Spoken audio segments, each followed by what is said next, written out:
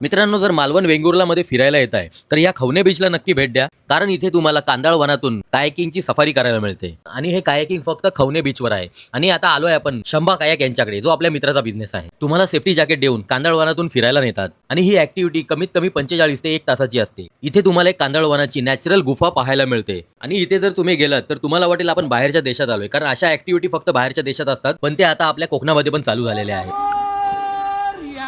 आणि यामध्ये include boat safari, sunset kayaking, sunrise kayaking, fish पा तर एक नंबर असतो हा. त्यानंतर तुमच्या सोबत एक गाईडही दिला जातो. त्या गाईडचे चार्जेसही त्याच्यामध्येच इन्क्लूड असतात. आणि एवढ्या सगळ्या ऍक्टिव्हिटीचे चार्जेस फक्त 250 रुपये आहेत. आणि आपल्या चॅनलचं नाव सांगून गेलात तर अजूनही डिस्काउंट मिळेल तुम्हाला. त्यामुळे इथे जायच्या आधी मी खाली त्यांचा नंबर दिले, तिकडे पहिला ऑनलाईन बुक करा, त्यानंतरच जावा. त्यानंतर इथे जाताना रस्त्यात एक मारुतीचं मंदिर लागतं. त्याचं वैशिष्ट्य असं आहे की ते खडक कंटिन्यू वाढत चाललेलं आहे. त्यानंतर इथे एक पांडवकालीन तलाव पण आहे. या तलावालाही नक्की भेट द्या, याचंही काही वैशिष्ट्य आहे.